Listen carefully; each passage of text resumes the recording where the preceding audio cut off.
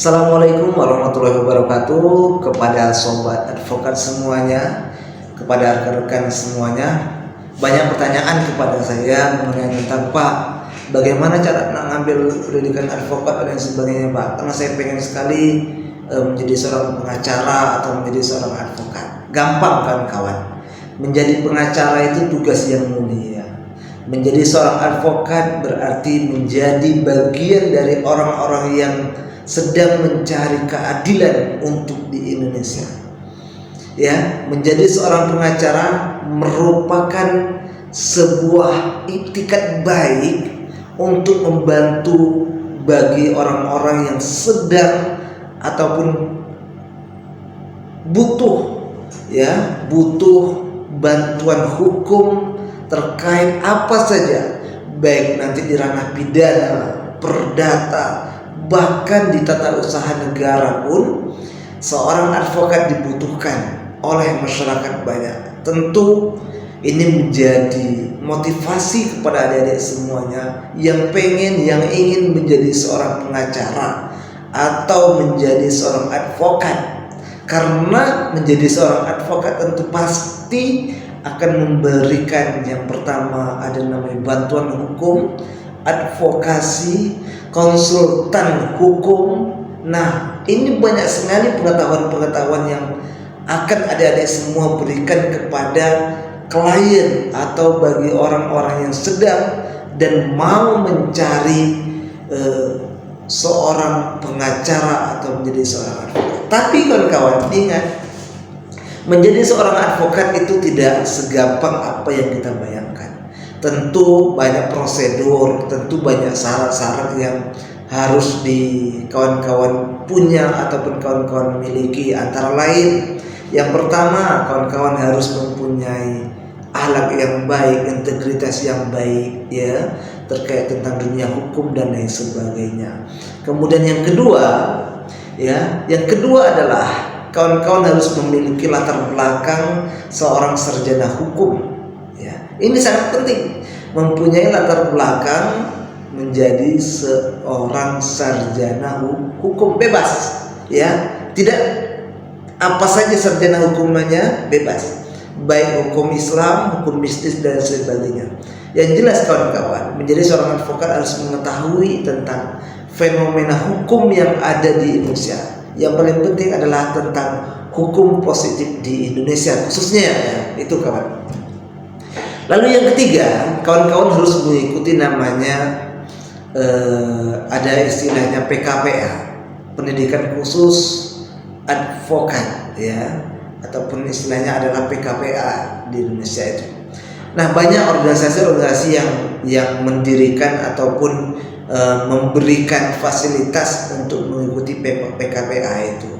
Banyak, ya, ada Pradi yang kita kenal, ada AAI, Ferrari, ya, sekarang ada FHP, Persadi, ya, Pergerakan Seluruh Advokat Indonesia. Ini baru sekali kawan-kawan. Banyak sekali organisasi advokat yang sudah memberikan fasilitas, ya, kepada masyarakat umum, para sarjana hukum yang mau dan ingin mengikuti ataupun mau menjadi seorang pengacara seperti itu.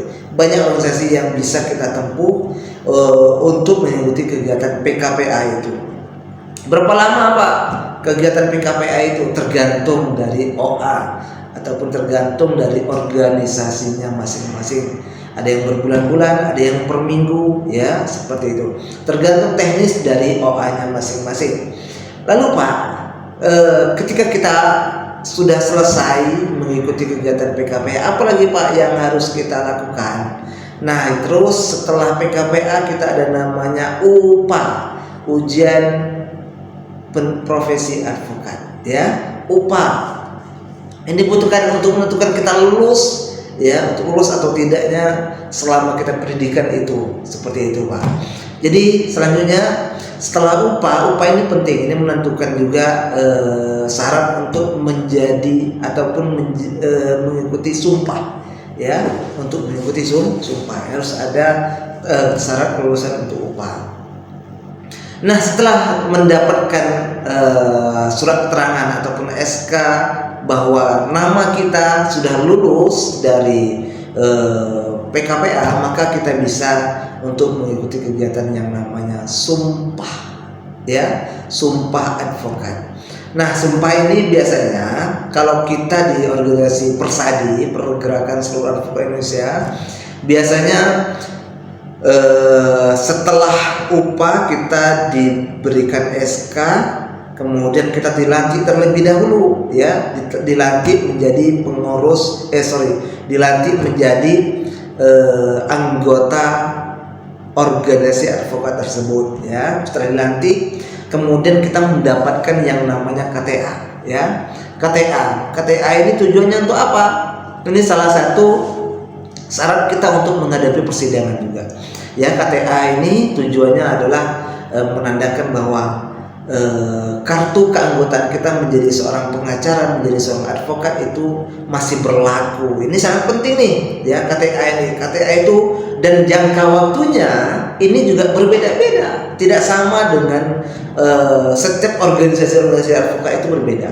Ada yang 1 tahun, ada yang 2 tahun, bahkan ada yang seumur hidup. Salah satunya adalah organisasi Persadi, Pergerakan Seluruh Advokat Indonesia. Jadi kita tidak perlu perpanjang lagi KTA kita ini. Jadi kawan-kawan semuanya, KTA ini menjadi syarat ketika kita sebelum kita melakukan persidangan. Ini menjadi syarat penting, ya kan kawan? Ini menjadi syarat penting bahwa sebelum kita melakukan persidangan, biasanya hakim menanyakan keabsahan ataupun keaslian dari data kita.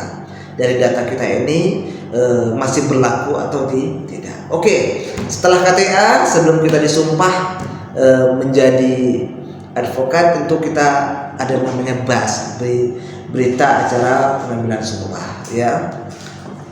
Ini biasanya dilaksanakan setelah diajukan oleh Persadi ataupun organisasi advokat. Kita bisa mendapatkan jadwal untuk pelaksanaan pelantikan, bahasa kita pelantikan secara resmi di pengadilan tinggi, ya, di pengadilan tinggi. Nanti kita akan mendapatkan selembar kertas yang sangat-sangat berharga khusus untuk kawan-kawan yang mau mengikuti pendidikan advokat. Hanya selembar, tapi nilainya sangat berharga. Ini seumur hidup nih kawan-kawan, ya, untuk kawan-kawan para sarjana hukum yang mau menjadi seorang pengacara. Ingat, ya, KTA, ya, KTA, kemudian berita acara sumpah ini menjadi syarat untuk kawan-kawan bisa mengikuti persidangan, ya. Syarat untuk kawan-kawan bisa mengikuti persidangan. Selain surat kuasa khusus, ya, ya, seperti itu. Mungkin kawan-kawan sudah mengerti sebagian itulah sebagian besar syarat, ya, bagi sarjana hukum, ya, calon sarjana hukum, adik-adik mahasiswa kami yang mau mengikuti pendidikan advokat ataupun pendidikan pengacara harus mengikuti beberapa rangkaian tersebut. Ya, yang pertama, syarat yang paling utama tentu berakhlak, berintegritas. Itu merupakan kualifikasi pertama.